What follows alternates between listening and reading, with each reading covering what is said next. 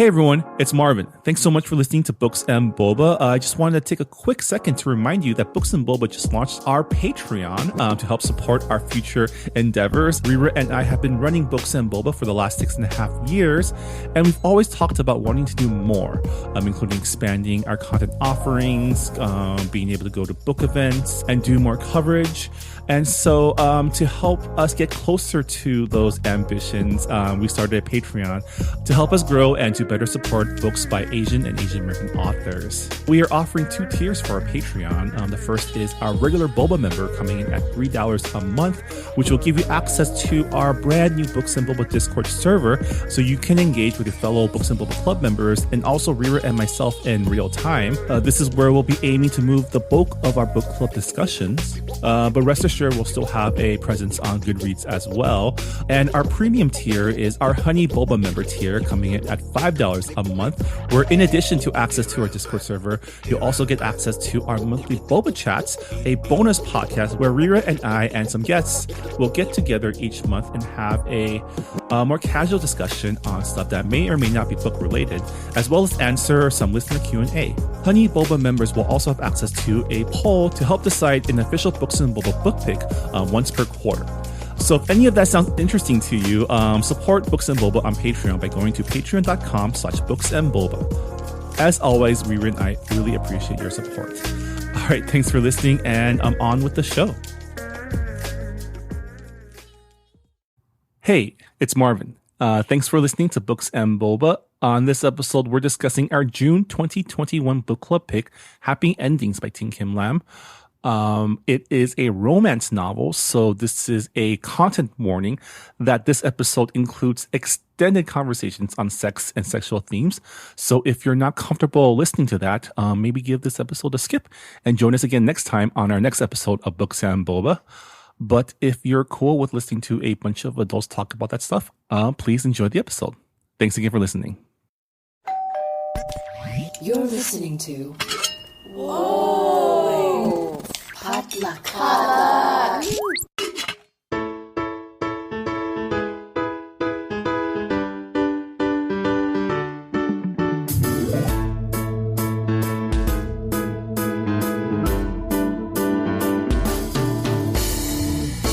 And hey everyone, welcome to another episode of Books and Boba, a book club and podcast featuring books by Asian and Asian American authors. My name is Marvin Yue. And I'm Rira Yu. And I'm all out of sorts because right before this, I tried to do an intro with a sexy voice, and it did not work.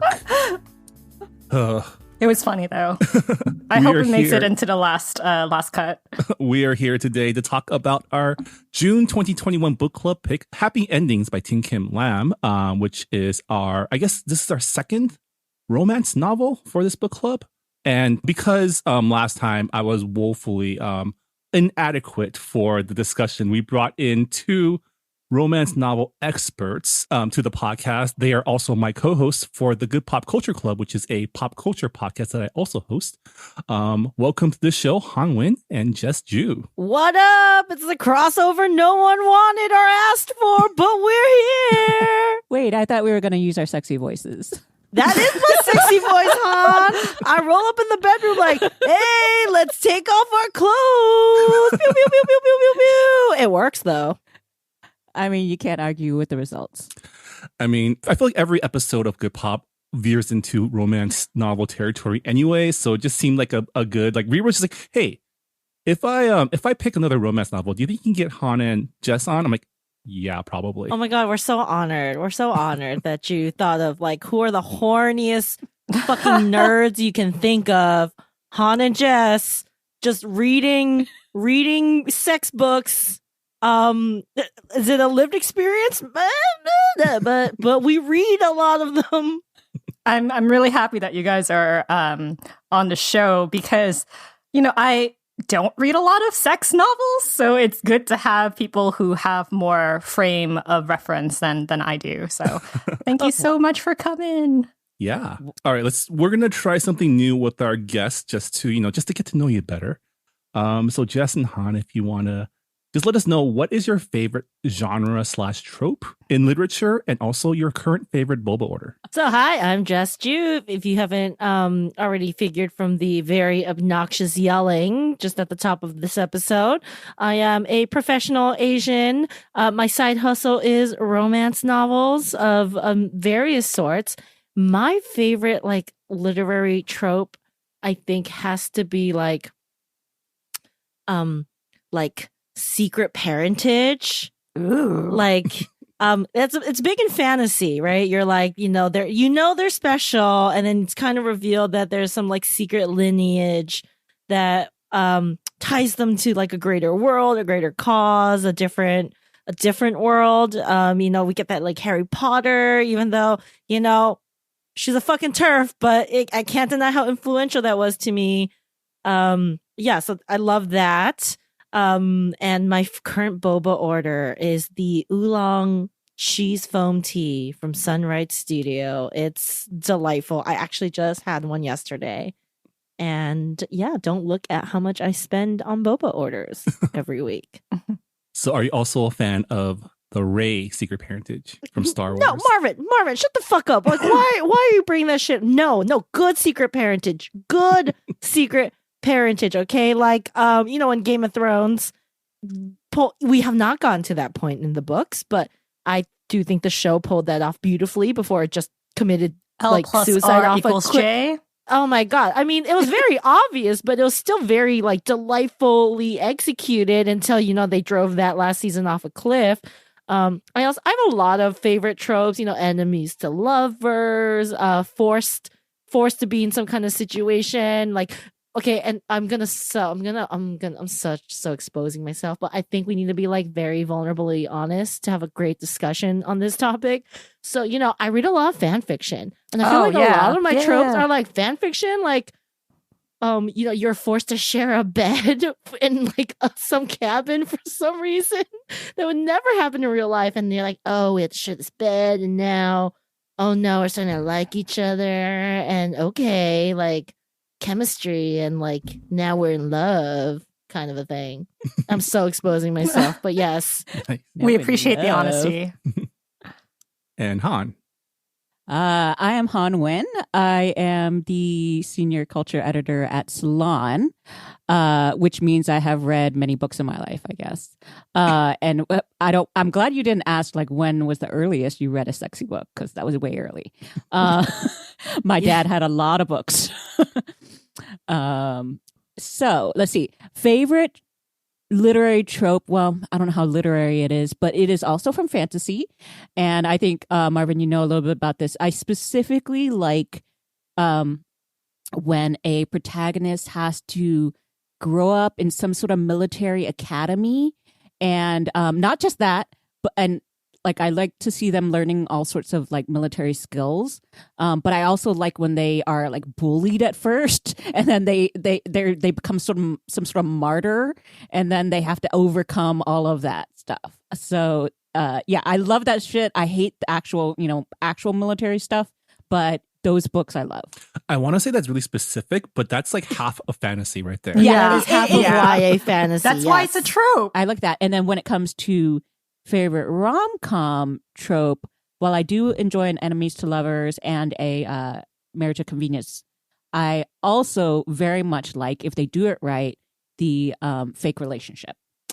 Because some people are really good at it and it's fun to make things up. I've even thought about this myself. Like, I would be awesome at doing a fake relationship because I like know details about people and I would be able to play it up right.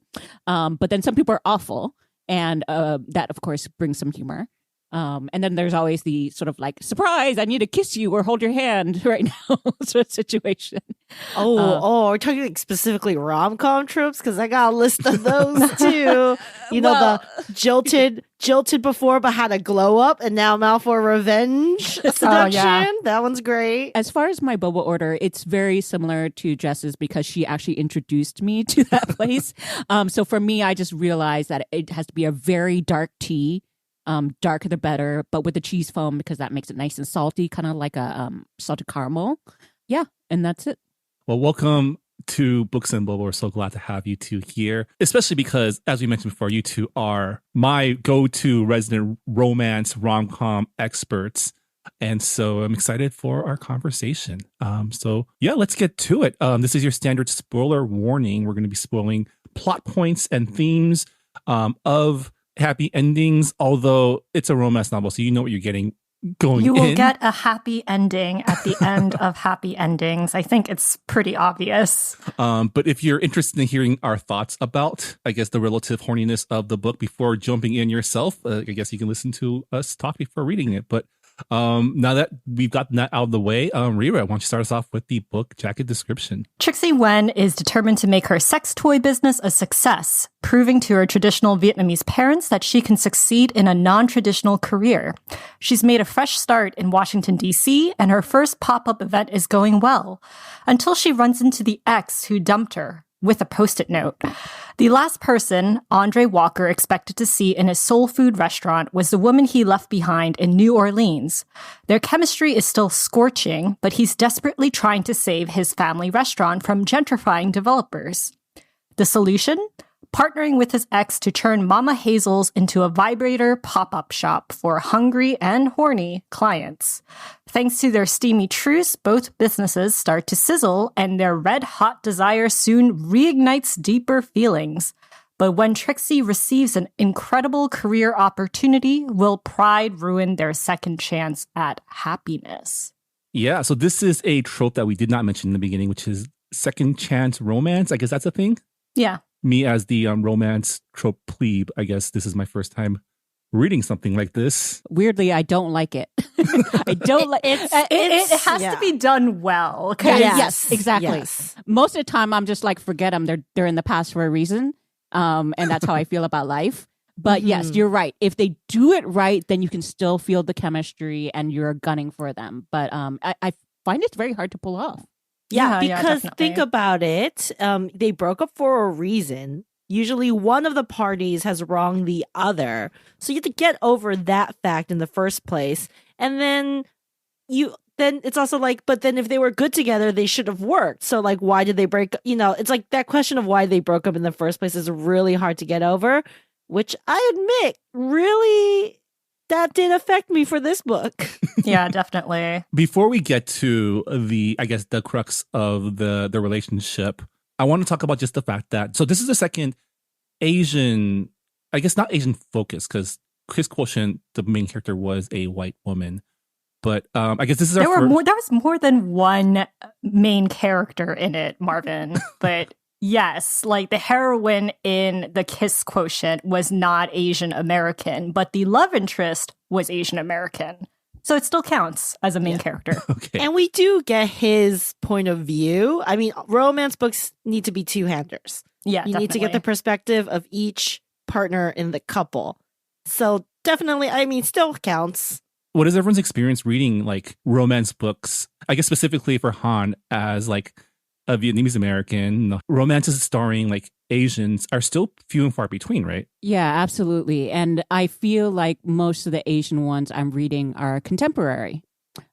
So because like, yeah, I haven't actually read, I mean, I guess the closest I read, but it would be YA, would be like a YA version of Mulan, and Sherry Thomas had written it. And so there was a romance in there, but it wasn't like a sexy book because it was YA. So that's the closest I think I've gotten to reading an Asian period romance. And that really tells you something, because like a lot of the, I guess, white romances we read are a lot of them are historical, specifically Regency or Victorian period. So we're like very familiar with those sort of tropes and that sort of language and those sort of like social mores at that time. But I would love to read more period Asian stuff because, I mean, I don't really know anything about that except for like kung fu films or something. So so I'm trying to remember the first Asian-led romance novel I read. It might have been Kiss Quotient, actually. I know it was a lot for most people. Yeah, Kiss Quotient was the first Asian-led romance novel I had read, but I had grown up watching a lot of K-dramas and C-dramas, so that really filled, that hole in terms of my media consumption. And I don't know if anyone else does this. I've been doing this since I was young. It doesn't matter what I read, what the characters are supposed to look like. I just totally ignore it. And I put whoever my like flavor of the month celebrity Asian pop crush in its place. So, I used to throw in like Jay Chow into these like Regency dramas as like my romantic lead, regardless of what this, he's like this 6'3", like blonde, blue-eyed, like sea captain. I'm like, no, it's Jay Chow. Yeah. I guess that's the result of like the scarcity of representation is we have to make our own headcanon where, yeah, Captain, I don't know, Fabio is definitely Jay Chow. Yeah. I've definitely seen some more. I have not gotten to read them yet, but there have been some recent historical dramas. There's one, or historical like books. I don't know if they would fall directly into the what we would classify as like romance novel, which I think it is a distinct thing. But there's, a recent book about like the Titanic that centers like a Chinese by Stacey Lee, right? Yeah, like these siblings traveling on the Titanic who I believe are like biracial Chinese and like trying to like lay low.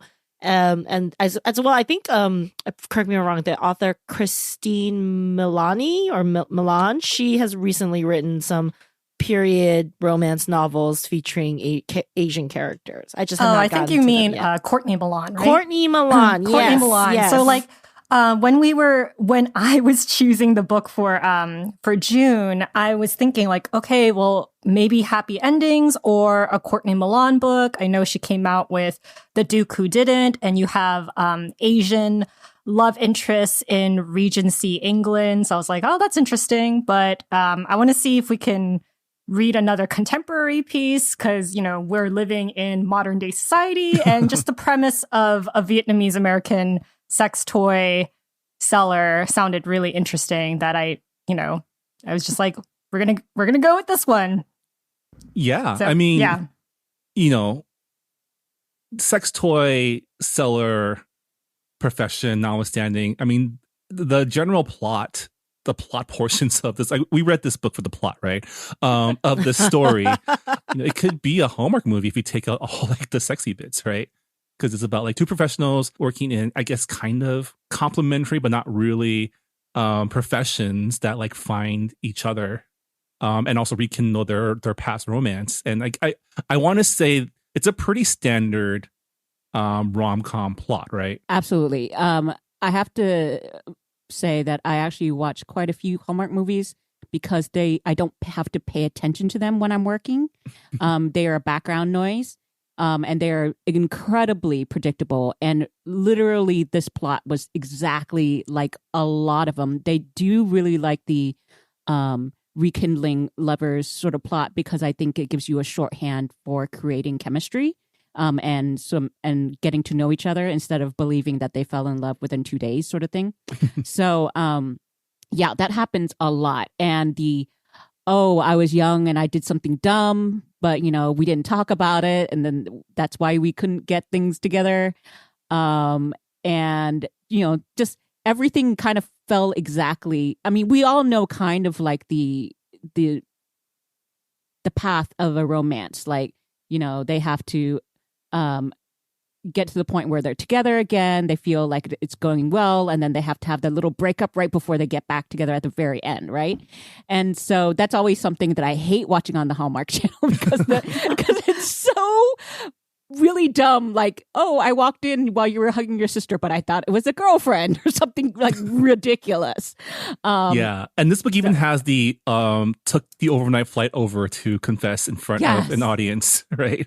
You have to make a grand gesture. Grand gestures, yes. You need a grand gesture.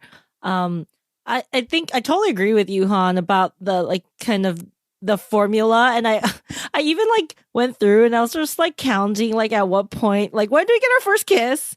What like our first physical contact? When do they fuck the first time? And I think it's really funny because literally the first big sex scene is like right in the middle of the book. It's chapter like 15 of like 36. Yeah, I was telling my girlfriend like I've been reading this book for like a few hours now and they haven't had sex yet. Is this book broken? Like I mean, you are missing out on the self-sex, the self-love part of it, because we do get a very big masturbation scene that is unlike something that I've seen in a lot of these other books. Yes, snaps to that. I did very much respect that, and how positive overall, how sex positive this book was. We love to see it. Disclaimer, I went to Berkeley and like drank the fucking Kool-Aid, and like we can talk more about like sex shops and all that, sex toys. And Berkeley has a fairly well-known one called Good Vibrations. It's a San Francisco store that's like one of the pioneers of like destigmatizing like sex toys and products, and just making it like comforting and like open to a general consumer rather than some shady thing you buy in like the back of a porn shop or something like that. But yeah, I did feel a sense of like this taking a long time to get to the fucking, and I usually don't notice because they do really good foreplay up until like they build tension up until the the point where they finally do have like some kind of physical romantic relationship. I feel like the first few chapters of this book are very exposition heavy, and it's a lot of telling, and just like we're supposed to know that they have a past relationship. We're supposed to know they're both sexy, and like they like each, that there's this like deep fire connection with them. But we don't really get that until right before they actually have sex during the the big pop-up party scene where he has to like kind of save her from like a drunk woman. So I was kind of wishing there was a little bit more throughout, that we were getting a little more backstory about their initial relationship, and so we could understand why they're so drawn to each other. And more that rather than like the background story repetitively said of certain things. I did find that she repeated certain facts of their histories many, many times throughout the multiple chapters. Of no sex. Yeah, they're reminding me not that they had sex. It's reminding me that they're like, his mom died of cancer. And that's kind of a boner killer. Like, that's very valid for the character. Totally get the character's backstory. But, I'm trying to get horny. And you're like, yeah, his mom died of cancer. Well, speaking of backstory, so Thien-Kim Lam, the author, she actually runs Body Bookworms, Body as in BAWDY, and it's a subscription service which pairs erotica books with sex toys. And I was like, I remember when I was reading this, I was like, there's a lot of descriptions about sex toys. Obviously, it's about a sex toy seller, and I'm like, these are very descriptive. The usages are very descriptive. I wonder like how much weird research Thien-Kim had to go through, and it just turns out that is her like hustle. And I was like, oh, respect, yeah. I was like, she's living the dream. It hurts to see people living your life, your dream life.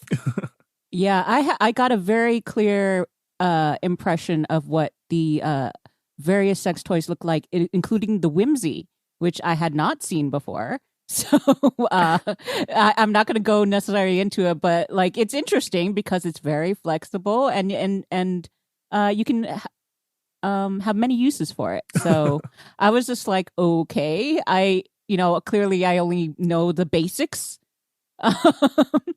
And yeah, I'm sure like the industry has gotten way further than I had ever seen the last time, which was way too long, that I was like in the Pleasure Trust, which is LA's probably best known sex toy shop. But yeah, so background for Trixie, I do have to say it was interesting. I'm always interested when I get to see a Vietnamese character, because I want to see how much Vietnamese they put in there. The language, but also the other stuff in there, just and then also to see how it compares to my family, because not all families are alike, but there were definitely moments where I was like, that can't be real. So all the food I recognized, which was great. I'm also taking Duolingo, so I'm better at reading it, and I like the food descriptions. The parents seemed incredibly open minded, and that's I legitimate question, Han, as our resident expert Vietnamese person. How many sex toys would you have to sell for your parents to be okay with? You have to be the Jeff Bezos of like dildos, right? Before your parents are like, yeah, we own up to that. It doesn't matter if you own your own shop. They still be like, no, we don't know that bitch. No, they would say something else. They would have a euphemism. She's an accountant. No, she's on accountant. online sales, like internet. You don't know what it is. It's fine. She makes money. I think there's that. Also, there was a point when I think the mother said, why are you doing this business? You don't need that if you love each other. And I was like, love? Like, that's never been mentioned in my family. we don't. I don't know her. What is love? I don't know her. Like, parents don't love each other. They're just parents. Like, that was nothing. We didn't see any of that in my family. I think other families definitely. Like, I think my cousin has parents who are a bit more affectionate in person. There's that. I do have to say, good for Trixie not to have racist parents. Not the case in my family. My cousin in particular has dated quite a few black men, and her mom doesn't know anything about that because they have literally said that they would disown her. So yeah.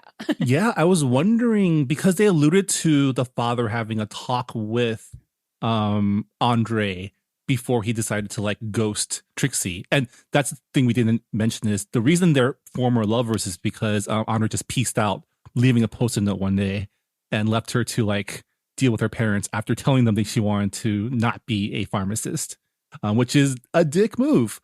But yeah, like he mentioned several times that, her father had a talk with him. And I was like, ooh, is this what I think it is? But I guess the book didn't go there, although I kind of wish it did. I will also say, just like for background, because I think it's really important when a book is like quote unquote own voices.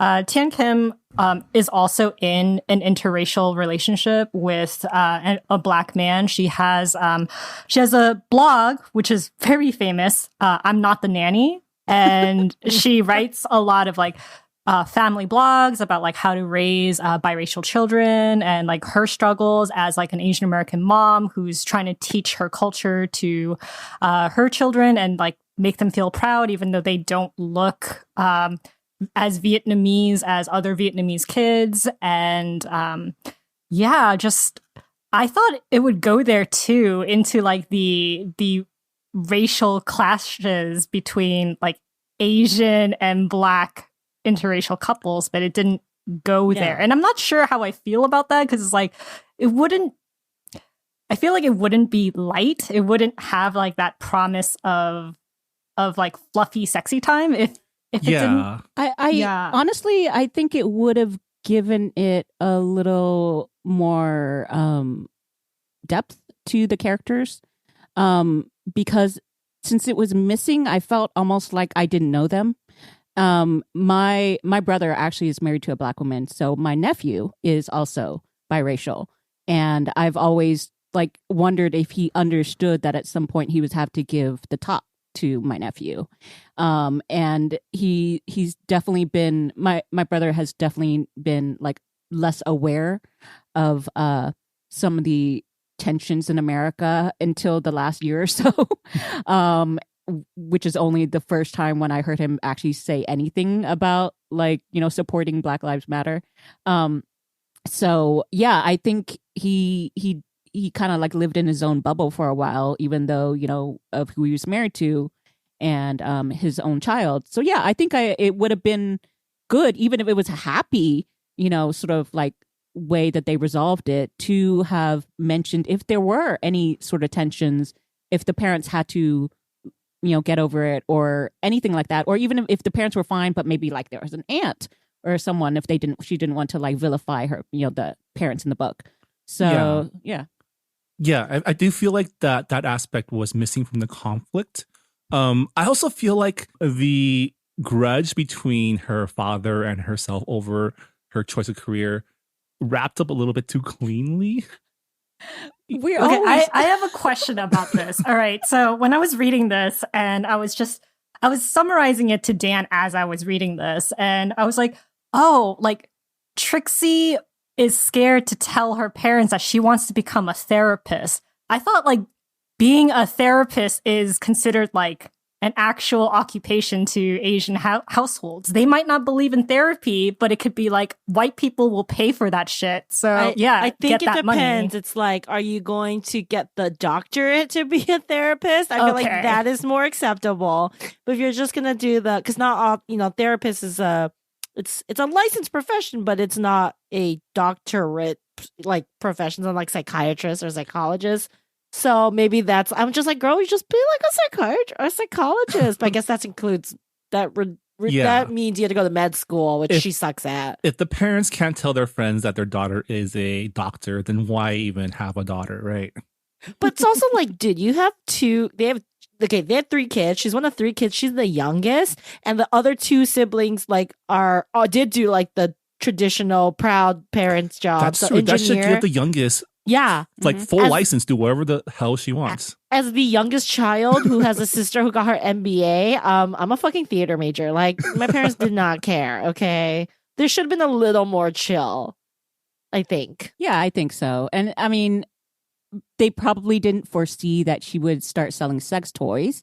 That would I feel definitely like be that's more Scandi than Yeah. like being like a traveling salesman, like doing that, and not even like the marketing for like a site that sells, but actually being the one selling the sex toys is like more Scandi than like dropping out of farm school. Yeah. Yeah. I mean, Okay, now here's another question I have, and I mean, this might be a generational thing. Do those like Tupperware parties with sex toys really happen still? I don't know if I've ever attended one, but I've also never wanted to attend one because it sounded horrible. Yeah, isn't like don't normal people just buy their vibrators off Amazon? Like, Yeah, 2-day delivery. Or if you go to a store, you don't go with a bunch of girls. Like, I don't know. Like, here's the thing. I don't love in general, the bachelorette party vibe. And so that's just maybe me. And by vibe, I mean like the atmosphere, not the vibrator. Good one, Han. Buzzing. But so maybe that's why I don't like the idea of going to any of those type of Tupperware parties, including ones that include sex toys, because there's a lot of drunk women. You know, it literally is like drunk women talking about a product. And I hate being sold to. I hate selling things. I was like, good for you, Trixie, because selling is like probably one of my most hated jobs ever. So yeah, I some people do them though. Like, I've been invited to so many of these things and I just don't. Yeah. I mean, I'm sure it happens because MLMs exist and that's all they do. But You know, essential oils is like the new thing for like those. you can post CBD. that on like a Facebook group. I don't know if you could. It was like, hey, selling silicone dildos and vibrators, clip massagers. Get yours from me today. Maybe a harder sell. Yeah, I also was just like, when I was reading it, it was interesting hearing and reading the descriptions of each toy and whatever, but I wasn't like getting excited like the women were. So I was like, am I supposed to get like turned on or excited by the possible idea of using this toy in this situation? Also, I'm just not a toy person, so maybe that's it. It's interesting that she at one point said, the whatever biggest sex organ is your brain, which sure, but also your skin.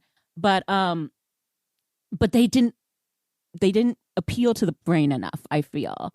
And that's why, like, for like when it came to like not enough foreplay in the book for me, it wasn't like the literal foreplay I wanted. I just wanted them to like, you know, flirt and talk and whatever more. So you wanted to simmer more, right? You wanted to like. Yeah. I had one more thing to say about the daughter-father relationship, and that is at the end when they made up. And we've seen this story before. It's kind of become a trope of Asian American media, which is, oh, they've loved you all along. They've been proud of you all along. They just don't know how to express it, which I get because that is usually how it works.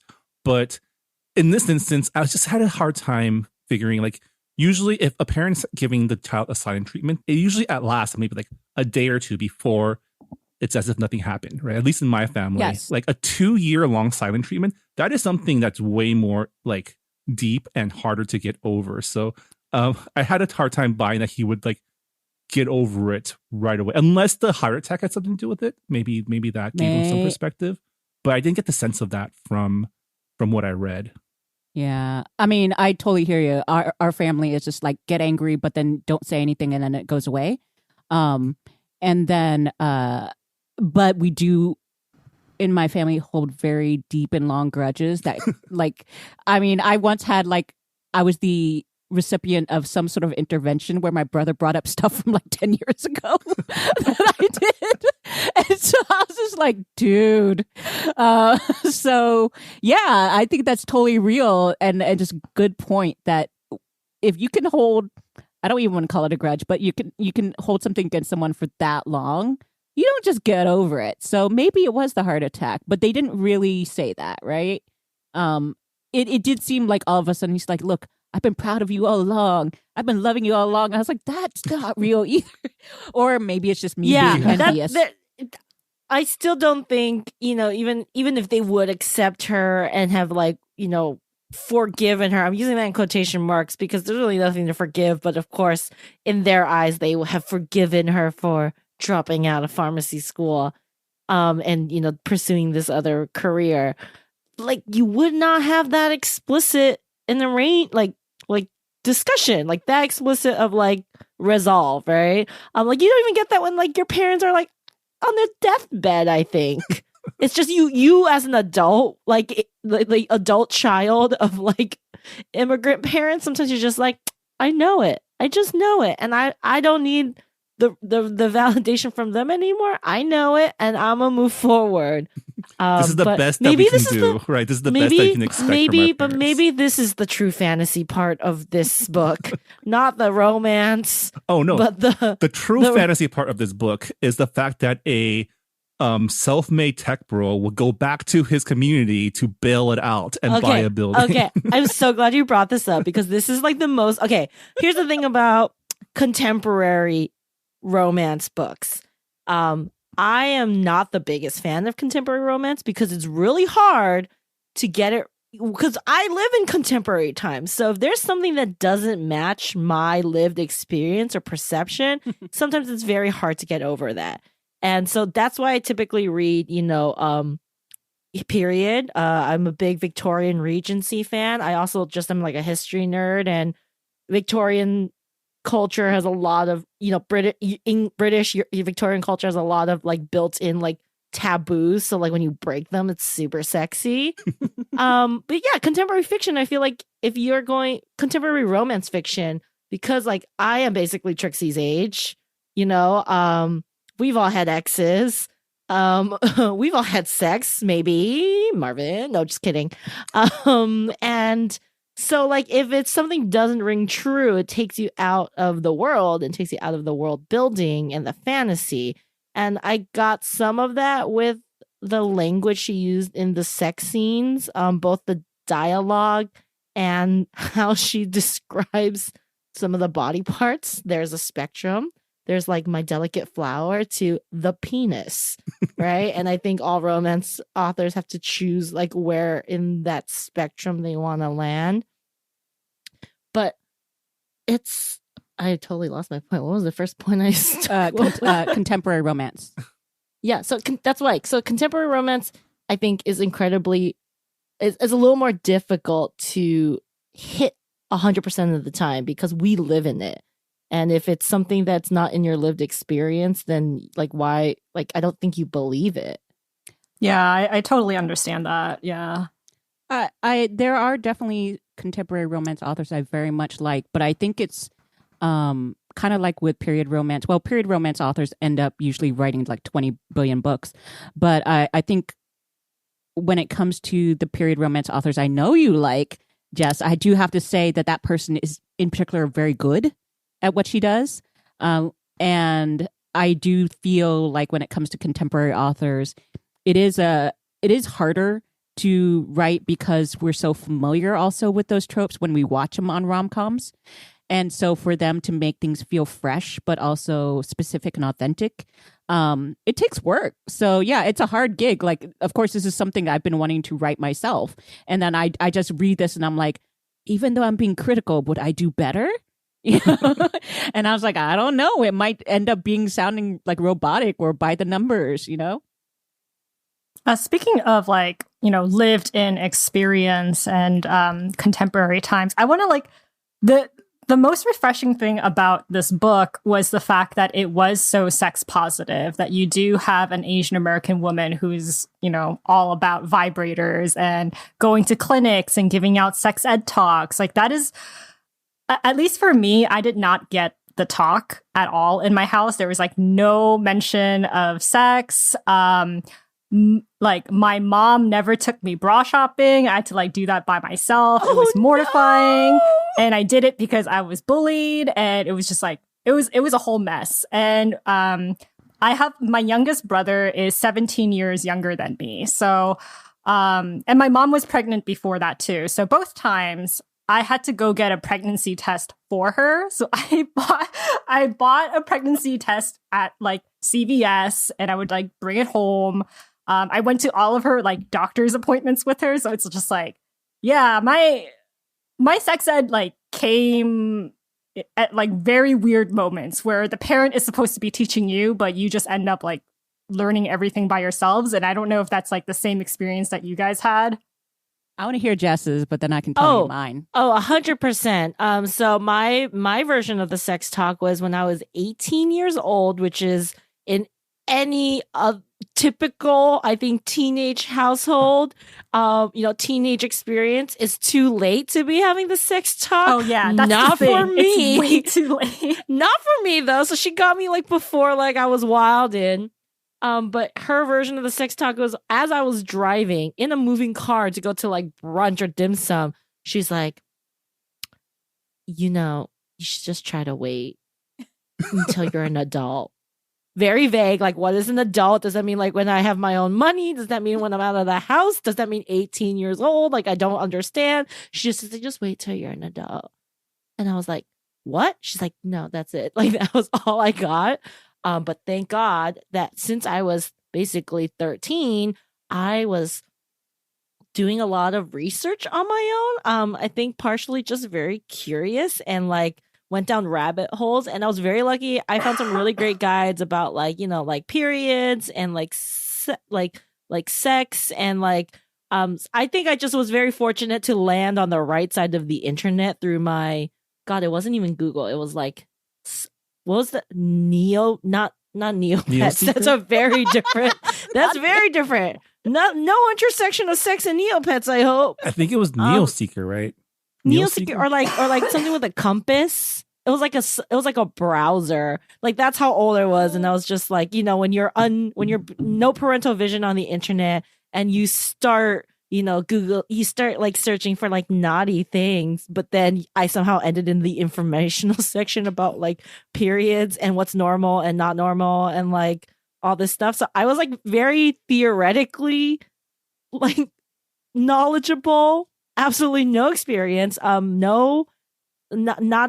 Not a hot ticket in the high school years, if you can believe. My mother used to say that I had a castrating aura, which she told a teenage me that like, yeah, I don't have to worry about you. You have like a really like castrating aura, like in Chinese though. And I'm like, thank you. I mean, it served me really well because in hindsight, high school boys are trash. Mm-hmm. Marvin, you were probably a fucking piece of trash. And like, I would, any sane person would not let a high school boy, ruin those experiences for them. But you're not sane at 15, 16, 17, like when you're a hormonal monster.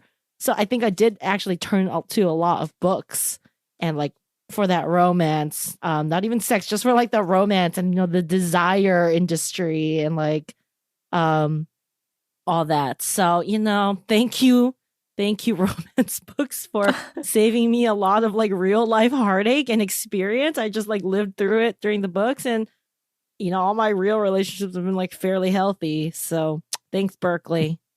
So thank you for landing on the right side of the internet. It was like Neopets and like blogs written for young women about period health.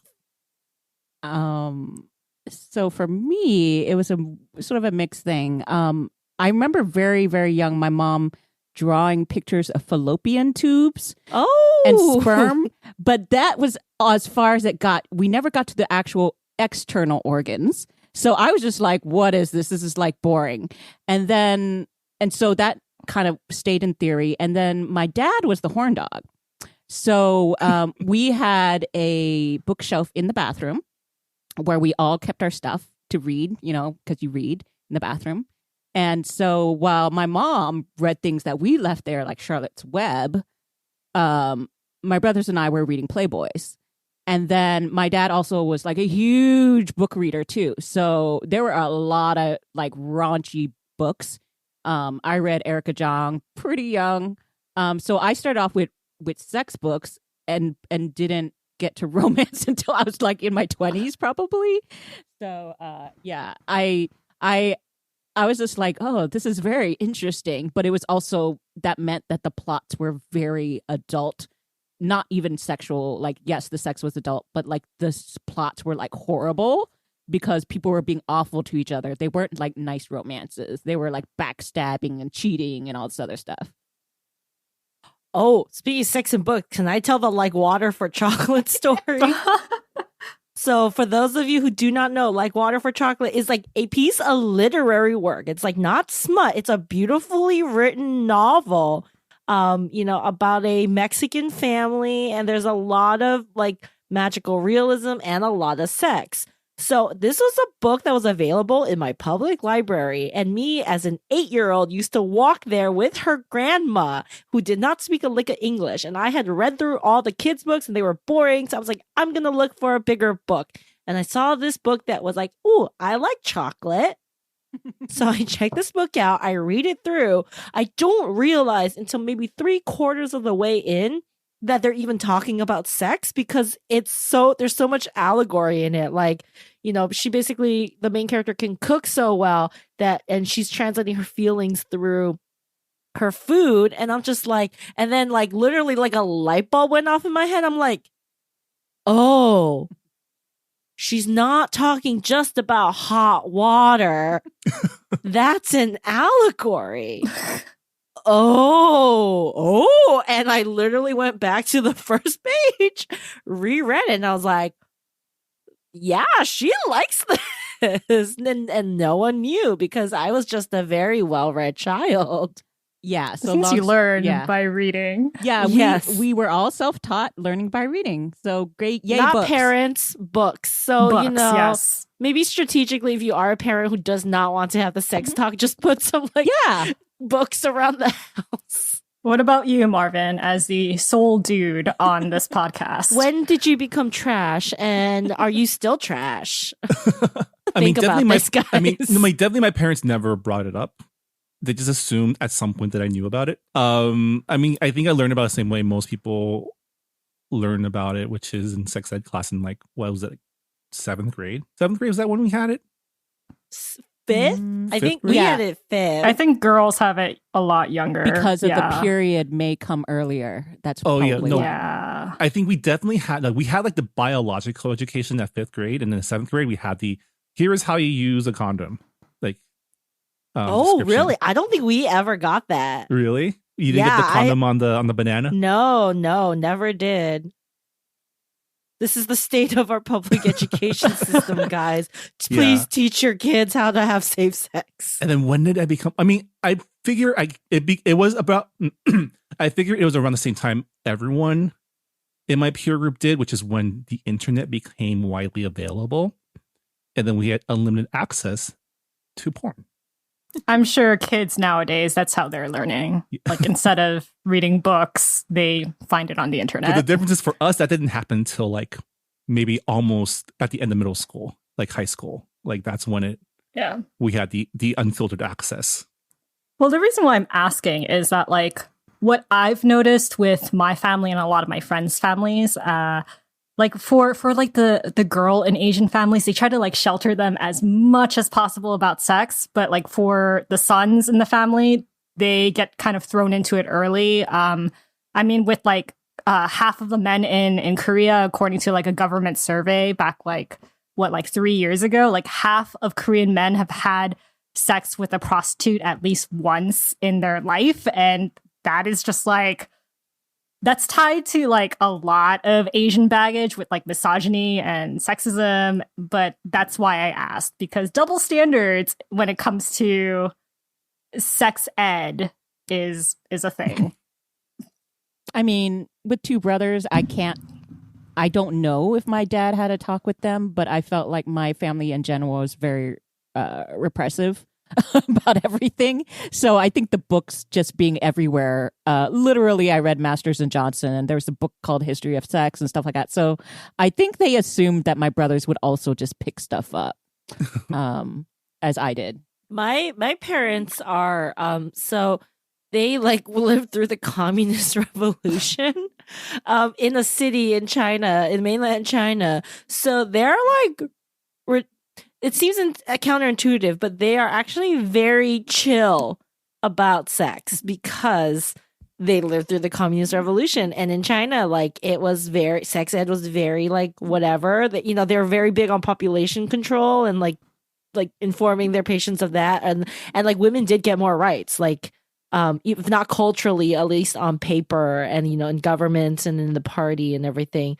So like, you know, they both went to school. They both got to go to school. They both went to college in China. And then my mom, I remember when we were talking about birth control at one point, like when I was a teenager, and it was just like for health reasons, but she was so like pissed off at the American healthcare system. She's like, why do they make this so hard? Like in China, they just throw it from the back of a truck if you want it. Like they'll hand it out to you. Like they'll give you an abortion for free. Like what is this like morality or purity? And I was like, oh, like all right. And since becoming an adult woman, I low-key love just like talking to my mom about it. She hates it. She does not want to engage in these conversations. But I'm like, ma'am, I'm 30. You are, you know, you've had 2 kids. Like we're not.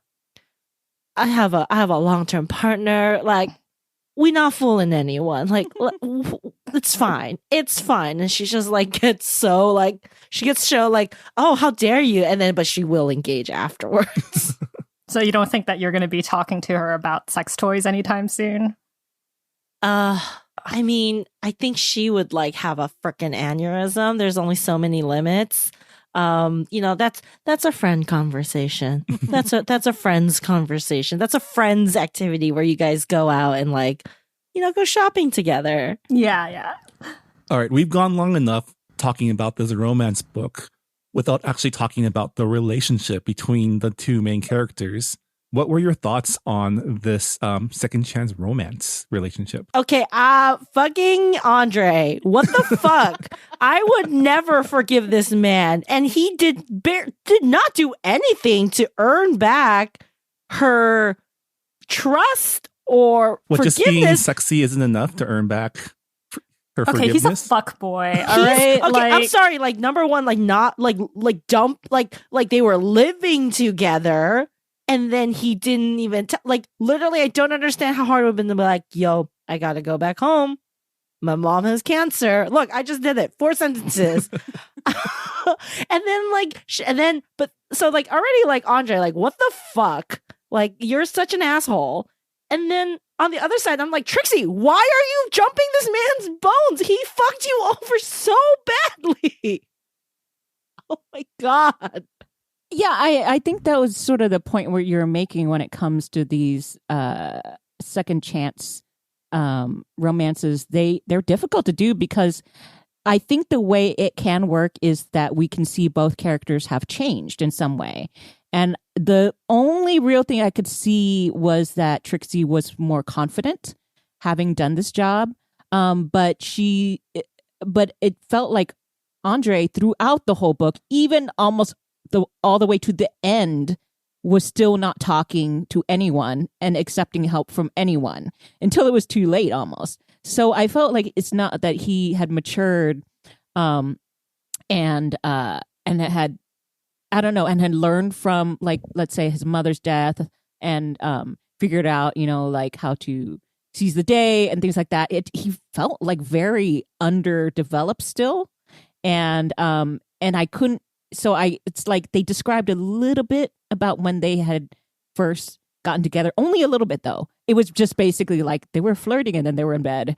And so I didn't really get a lot of their chemistry at all, except for just sex. Like there wasn't enough banter, or there wasn't enough something else that made me understand why they liked each other, except for them being hot for each other. Yeah, I totally understand your point. I usually don't like this device in books, but I think this book could have benefited from like flashbacks, like because I would have really liked to have seen how they got together, like what was the chemistry when they were younger, and just like saying like, oh, I've changed. Well, what were you before? I just kind of need more of a frame of reference. And I don't know, like with Andre, it seemed like what I was getting from him is that he's a bit of an alpha boy. He likes being in control. It's either his way or the highway. And I guess like he's softened up with age. He had to make a lot of compromises, but in general, yeah, I don't think he changed all that much in terms of like learning how to lose control.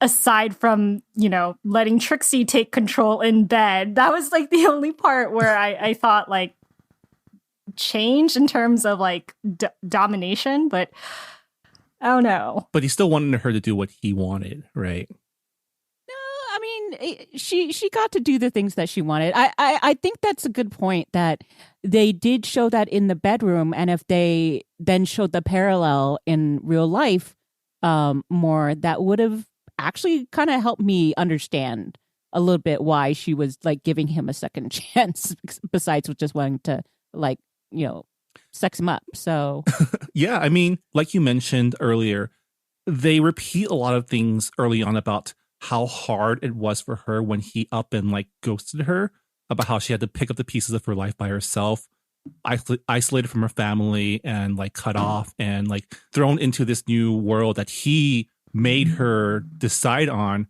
without his support.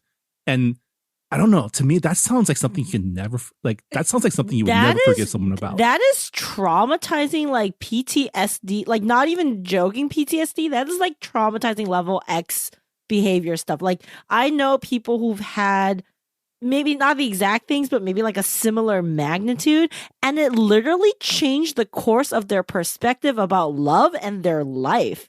And if that person who did that harm came back into their life, I don't think they'd be like, no, it's fine, and then be like, okay, let's try, let's fuck again. It would be like, I feel like your body would have like a visceral reaction of like, no, this man is dangerous and hurt you. You cannot open up to him. I needed more than him explaining himself for her to like forgive him.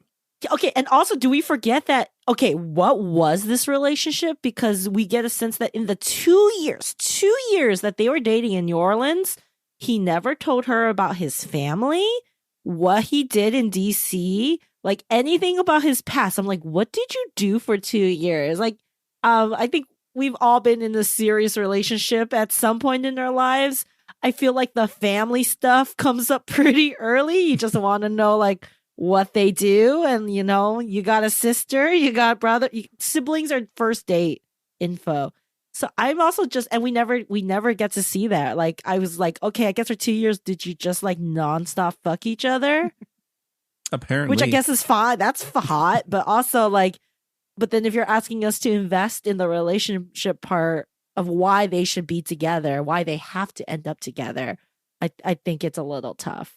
I understand her friend Raina, her anger against him so much more, but then she let it drop pretty quickly too. So I was just like, see, that's a sane person right there. She's telling you the truth, but you're not listening to her. I wouldn't have forgiven him. Yeah, same here. I mean, like, aside from like the Post-it breakup, which is like, who does that? I mean, in the age of cell phones and like webcams. Yeah, it's like the author crafted this like the most heinous way to break up with someone, like the most traumatic way to leave someone in the dust. And then is the message here, as long as you're hot enough, all is forgiven? I guess. I mean, maybe I'm thinking too much for this romance novel, but it's like these are the thoughts that came to me when like reading, like especially since it doesn't seem like he softens a little bit, but he doesn't really fundamentally change.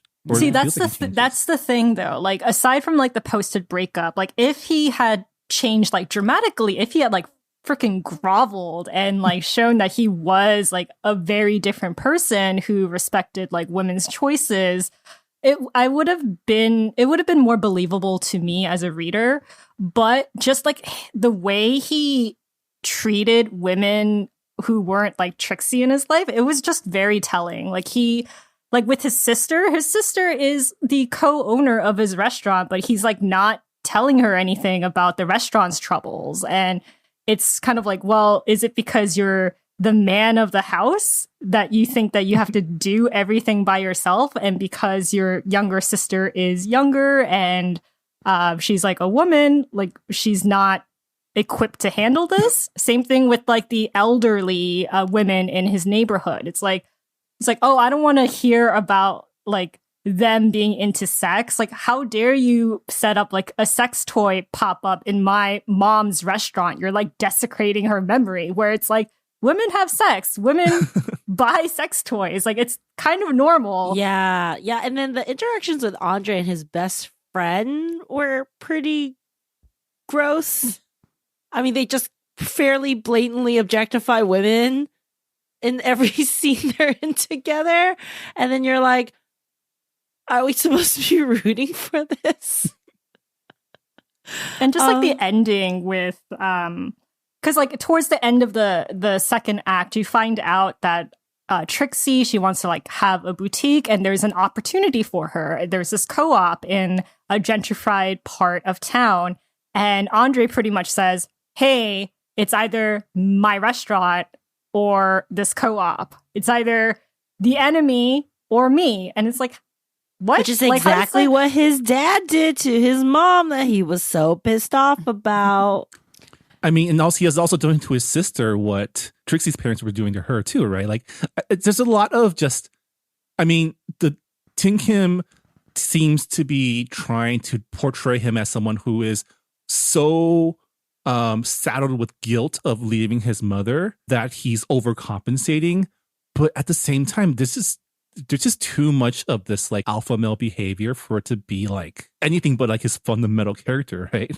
Yeah, like the Post-it's bad enough. And by the way, there was a Post-it breakup in one of the Sex and the City episodes. Very famous, yes. But but I do have to say, he just Andre has never watched Sex and the City. He did not get inspired for that show. But besides that, I'm just like, yeah, right. He didn't grovel. He didn't do anything, but he just kept pissing me off. And that was the thing that really made me root against him. So it was a very weird dynamic where I'm just reading this and I'm like, don't be with him.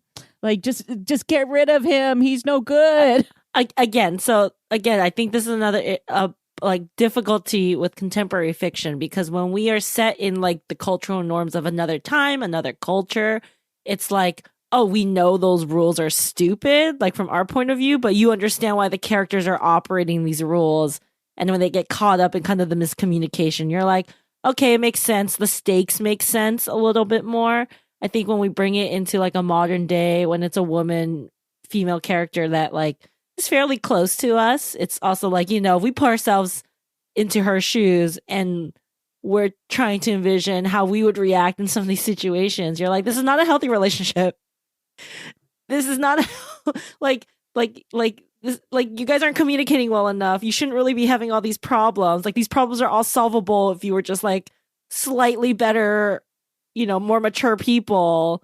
Can you please be slightly more mature people? But that's not good drama. Like, that's not good romance drama. Yeah, I think when it comes to the contemporary romances, as far as the things that keep people apart, I am very fine with people having like flaws that are hurting themselves. But when they actually turn around and hurt others is when I like draw the line. And so that's why I think for me, I just could not forgive this guy. Because it's not like yes, he had issues, but he kept like lashing out at other people. And so that for me was just like, nope, unforgivable. Yeah, I mean, I was totally rooting for Trixie. I could care less about if Andre got what he wanted. And like a good ending for this book could have been just Trixie saying, fuck this. I'm doing my own thing. Get with Mike. Yeah, get with Mike the Chen, rich Silica. That's also so unbelievable. When he came on the scene, I was like, wait, who is he? And then they didn't Like really... I said, a fantasy world where rich tech bros come back and And revitalize reinvest their in their communities. communities. Well, not I was fully expecting, and it didn't happen, like there to be some flirtation between him and Keisha. But maybe that would be the second book. But yeah, I was just like, this is what you do, is you have to lay the groundwork for the next one and create that universe. I did enjoy the DC representation. Oh, having that's right, lived because there you for went to 2 school in years. DC. Yeah. I've been to Eden Center, which is like where the best Vietnamese food is. I'm pretty sure this book is set in Columbia Heights because that is where the gentrification is happening at the most. At least when I was there, was the most intense. District Market is such a DC yuppie name to give a brand new development. And yeah, I mean, it was missing like things like getting delayed by the metro because it's on fire, aspect of living in DC. But it was cool to kind of see like, the different landmarks being portrayed. I'm glad you actually brought up all that DC stuff, because I've only been to DC twice, but I always found it interesting because like I remember as a kid, I was always curious about the places that Vietnamese people ended up. So clearly, I grew up in Houston, and I definitely knew, like Houston, New Orleans, has that sort of like Viet Cajun. It's not a rivalry, but we have that sort of Viet Cajun thing going on in the South. And then, I know they ended up in DC and then like Minnesota for some reason. I mean, it's always because of hosting families, like, and there's church refugee groups. resettlement. Yeah, church groups That whole hosted thing, yeah. families and stuff like that. And then of course, OC. So yeah, DC was one of those places where it's like whenever I was there, I was like, wait, there's my people here somewhere. And so it was kind of fun to see that aspect of it in the book. Yeah. And especially if you have a friend whose family runs a pho restaurant, that is the only place to eat. Like if you eat anywhere else, you're a traitor to your friends. And to your family. Betrayal. Yeah. I'm glad that we did get another Vietnamese American woman character in this book. I really like the fact that like Zoe, she has a very unconventional career path as a Vietnamese American woman. She runs like a plus size lingerie shop. Her parents own a pho restaurant, and they're just like, you do you. And that was nice because you have Trixie's parents who are very much not supportive about her career. Yeah. I mean, I really did appreciate how, her very deliberate attempts to make this world inclusive, right? The term boss babes is outdated though. So I feel bad because I was like, oh, I'm sure, between the writing and editing and publishing, like that's when that, term basically has now a very like negative connotation Like girl to boss. it. Yeah. And it just basically, the phrase on TikTok is like girl boss, gatekeep, gaslight. So that some of it was like a little outdated. But I did like the themes of, they're talking about gentrification, they're talking about immigrant parents, all these really cool, interesting themes that, we don't get in period fiction. I was surprised though that for someone and, for a book that is this sex positive and focused around a woman who wants to be a purveyor of sex toys, it's fairly heteronormative throughout the entire book, not just the relationship, but even her parties and the toys and the vibe. I don't know how to say this, just vibes. The vibes were very heteronormative, and every great female center female like non-traditional sex toy boutique I've been to has been very inclusive. Like they make a very distinct effort to be like, we're queer friendly, and like if everyone is welcome. So I felt that there was a little disconnect there. There were two, I think, instances of, but it's very slight. Like you said, I think it's definitely a book that's very hetero. But I think there were two women in one of the parties who were together. And then I think one of her friends had a vibe with one the realtor With lady. the real estate. Yeah. So, but nothing happened. So, But this is a book where we're literally getting like sentences like he shoved her face into her pussy, and then we're only getting like queer baity vibes. Like, yeah. Well, I think it was kind of like side characters didn't really get a lot. You know, I liked Zoe. I think Zoe got most of the attention when it came to secondary characters and backstories.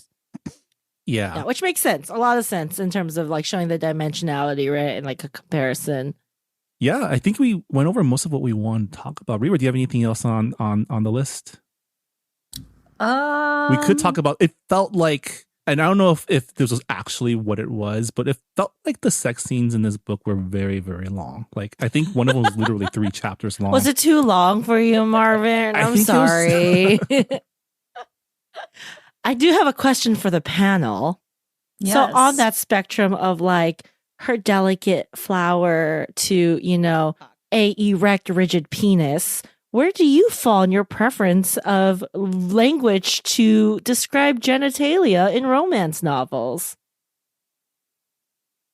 I'm not really for the flowery type of allegory in books. I don't know. It's just like, I don't want to, like, if you're going to say vagina, just say vagina. Don't say like secret garden or whatever. That's just like not. I don't know vagina's sexy though, right? It's just like, oh yes, he entered the vagina. That's like very clinical. I don't mind the flowery language. Either way, it's, you know, it's as a newbie to this type of fiction, however you describe it, it still makes me a little like uncomfortable sometimes. I mentioned this before on the podcast. When I was reading The Kiss Quotient, I was reading it, quote unquote, via audiobook in my car. So it was. Oh, were there passengers? No, there wasn't. But there was once I had to like literally pause it so I can get my order from Starbucks, the Starbucks drive-thru. Yeah, this book is not friendly in terms of listening to it in your car, because yeah, it's a lot of sex. I walk when I listen to audiobooks, and I do have to say it is a different, more visceral experience when a voice is in your ear, describing sex scenes and doing the voices back and forth. Usually it's the same person doing both voices. So I do have to say I probably prefer reading it at that point when it comes to more vivid sex scenes. Because also, if I'm walking around, there's people around me, and that's kind of weird. It was like when I read, everyone has their story about when they read Kiss Quotient. So I was on a plane when I read it, and I was just like, holy crap. You know, it's like, I need to get off of this plane. Because I was like, this is way hornier than I thought it was going to be. Yeah, I did not expect Kiss Quotient to be that horny. Because the cover is very innocuous. And very cute, right? Like it's very cute because it's That's illustrated. the trend now. All romance novels are like more illustrated covers. That's my preference too, because when back in the day when they had like the bodice ripper, like people, the bodice ripper. Yeah, I actually got a fabric book cover so I could read those in public without people like annoying me. I love the illustrated book covers, and bless Berkeley because they are still very, very, very horny, but they have very cute covers. I give 2 shits about reading that in public. I will happily do so. My thing is I have a terrible habit, like you, Han, of basically picking up a book for vacation travel or as I'm about to get on a plane. And there are a few things more uncomfortable than reading a super well-written horny book in the middle of a 3-week family vacation to a different country. Let me tell you, that's not fun. And you're just like, just clench, clench, clench, clench. All right, just breathe through it. Yeah, crowded planes, trains, cars. This is why, this is why you need the secondary genre, so you can use those for vacation, maybe historical stuff. But yeah, my 2 genres I read on vacation are like these smutty mass market romance books and World War II nonfictions. I switch between the two when I need to cool Yeah. down and when I need to heat up. Wow, what Um, those are some wild swings there. the twist. I'm not reading the World War II nonfictions to cool down. No, Ooh. just kidding. Just kidding. Yeah, well, I didn't actually answer the flowery language question, which I fall kind of in between, where I don't need exaggerated metaphors to tell me what something is, so that I'm noticing the language. And I think that also means that, like, if you're going to use the word fucking cock and whatever, that's fine as long as it kind of fits the situation. But Yeah. when you are talking about vulva, that is getting a bit clinical. So it really depends on the situation and also the action that is being described. Because some situations are better than others. I did learn a lot about massage oils and like especially like the kinky kind. I feel like the Oh, heat stuff speaking- that's scary, man. Like you can burn some shit with that. I've had some not so good experiences with some of that. I'm scarred. I'm scarred like psychologically. I'm a bit sensitive. Sorry, that doesn't sound fun. But again, to each their own. Like if that's your thing. But yeah, I don't want things tingling. It sounds painful. What is it? Like for the subscription box service that I was talking about earlier that Thien-Kim runs, there's a set for happy endings. And one of the things that comes with the book are the flavored massage oils. Oh, they're real. They're real. Yes, they're real. I don't mind lube. Lube is also always useful. Massage oils, I think as long as it didn't actually heat up. That's the thing. Like, I don't want it to... Yeah. I feel like it's also an Asian thing that like we don't like sweet things generally, and a lot of these like flavored Flavors. products taste like candy or like very sweet, and you're just It's like, gross. I don't even like this when it's a non-sexual product. I don't know if I need this like on someone's dick. Like I'm good. Just the water base is fine. We're fine here. Thank you. I'm boring. Sorry. Yeah. I mean, and also, like, I'm just not a toys person, but I have a friend who's very much is a toys person. So maybe this would, like, appeal to her more. And she'd be like, oh, I have that.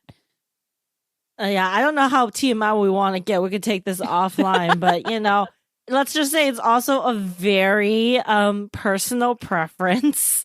And that's the thing. Like, some of those, when some of the toys, when she's describing them, I'm like, took me out. And I'm like, Yeah. that's not true. I mean, Let's just leave it there. That's not true. here's the thing. In the book, at some point, she does say, like, you know, you have to take the batteries out or else it ruins the machine. And that's basically me. I have several toys and I just ended up not using them. So that's when I was like, I guess I'm not a toys person. But I thought that that's what you do. You just get them. But yeah. I know about the battery rule because of my K-pop light light sticks, because it's like I'm only going to use it for concerts, so I have to take out the battery like after the concert. Oh shit! and- Should I take the? Yeah, you should I take need to it take the out and batteries leak out. battery acid in your light stick. You might have a biohazard in your room right now. Yeah, do that outside. You don't want to burn your bed sheets from like taking it out. Okay, to clarify, we're just talking about K-pop stan lights. We're not. This is not an allegory. This is not a new section of the spectrum where it's not even flowery allegories. It's like K-pop allegories. No, we're literally talking about K-pop light sticks. Nothing else.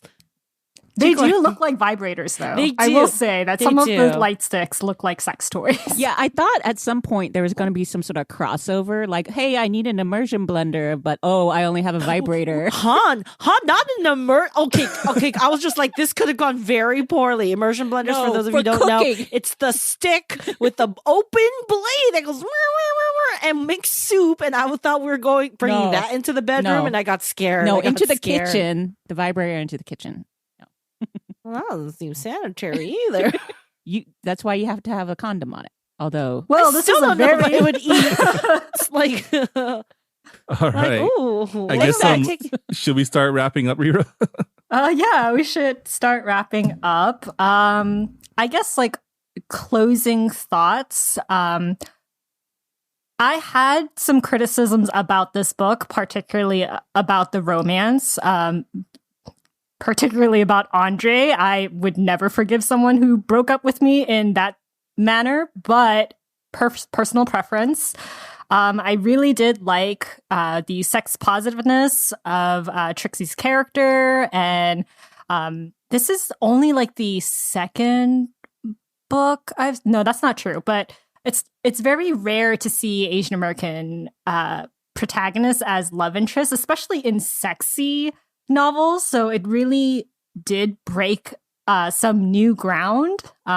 Now I have something else other than the kiss quotient whenever someone asks me for a book with a sexy Asian American lead. But yeah, overall, I thought it was pretty good. Not my cup of tea, but it might be for some other readers out there. Yeah. I mean, for me, this was literally the second romance book that I've ever read.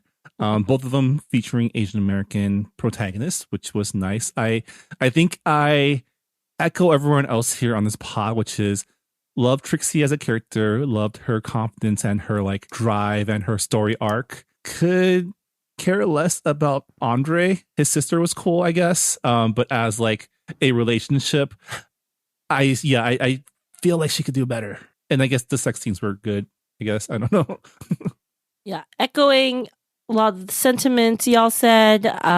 Love the sex positivity. I think that is something we just need more of in romance novels going forward. I love the sexual agency that our female main character has.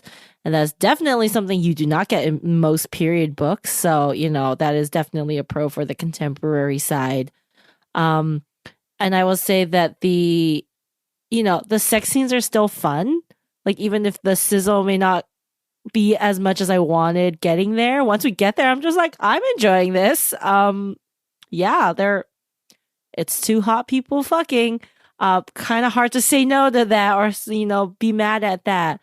And I do love the fact that Trixie is such a,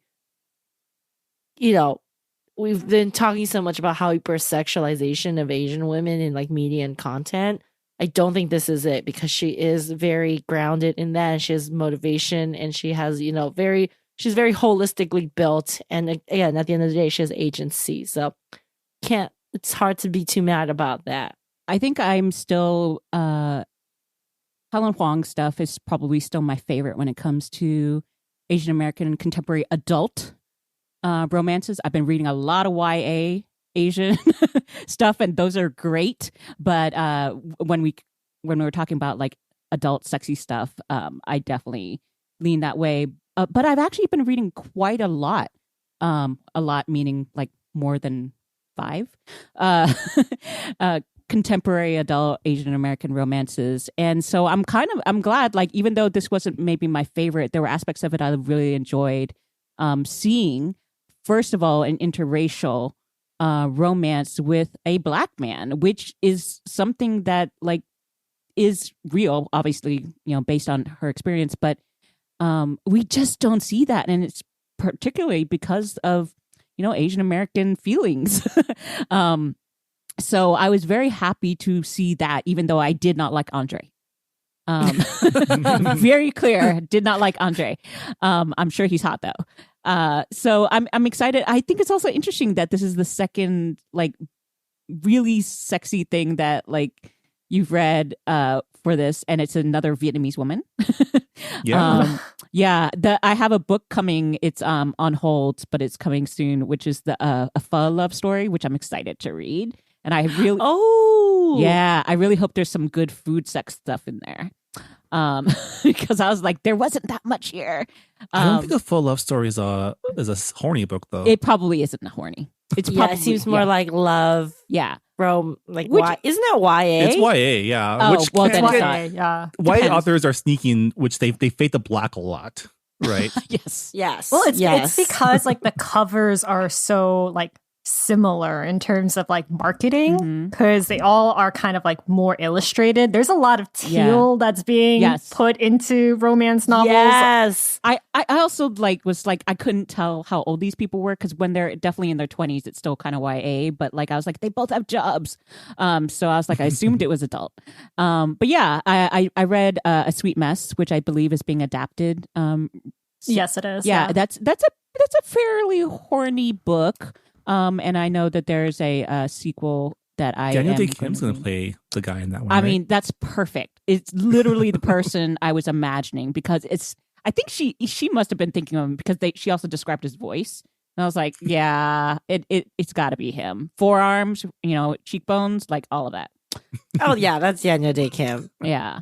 And I've been reading a lot of South Asian romances too. Oh, yes. One of my favorite subgenres of the romance novel is South Asian adaptations of Pride and Prejudice, like specifically. Oh, by Sonali Dev. We'll like watch, Pride, read- Prejudice, and Other Flavors. And, We'll yeah. read all of them. Mhm. Yeah, there's one set in Pakistan that was like particularly good. I forget the title because there are so many of them. I'm so sorry, but Yeah.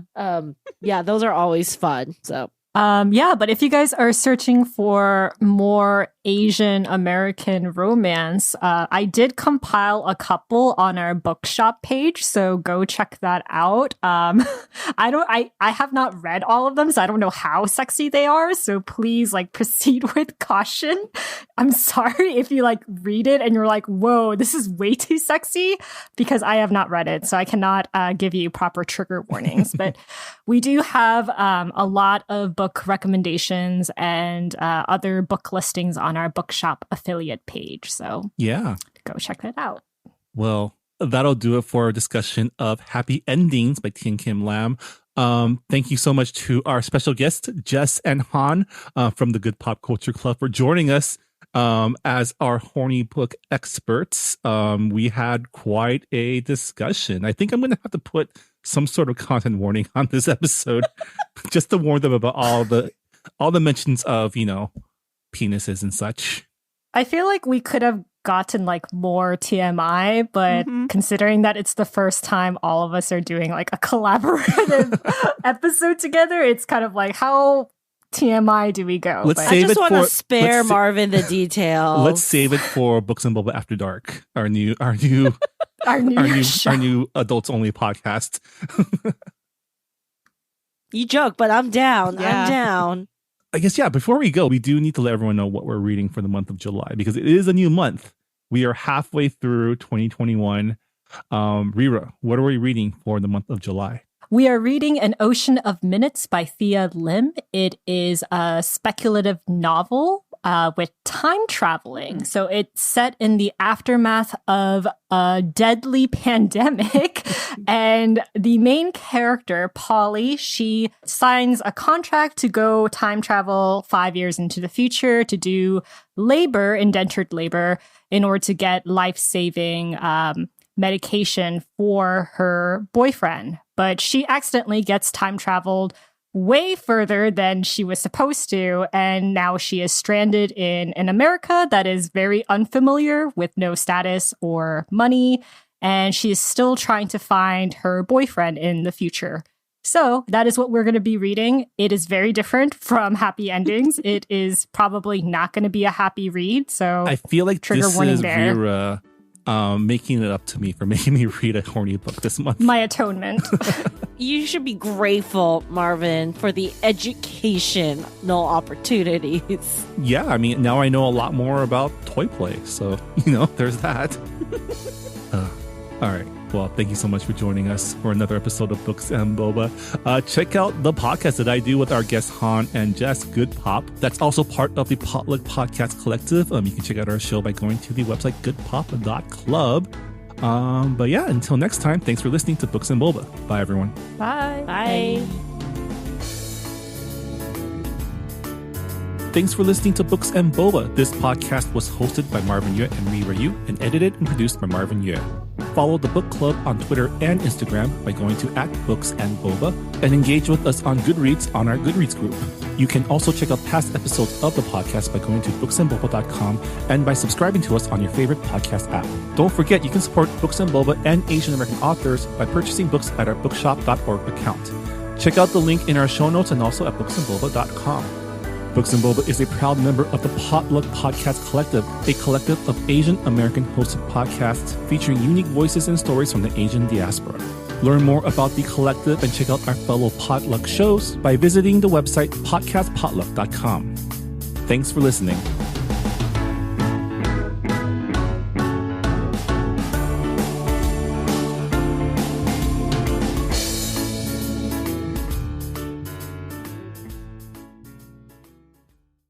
Hey Brian, did you go to Saturday school as a kid? I sure did. Did you? Totally. Well, at our podcast, Saturday School, we don't teach a language, but we pass along the culture that we do know. And that's Asian American pop culture. Ada's a journalist, and I'm a professor and film festival programmer. We've watched a lot of great Asian American movies, and we want you to watch them too. Come listen to us as we look back at the pioneering films that have led us to today.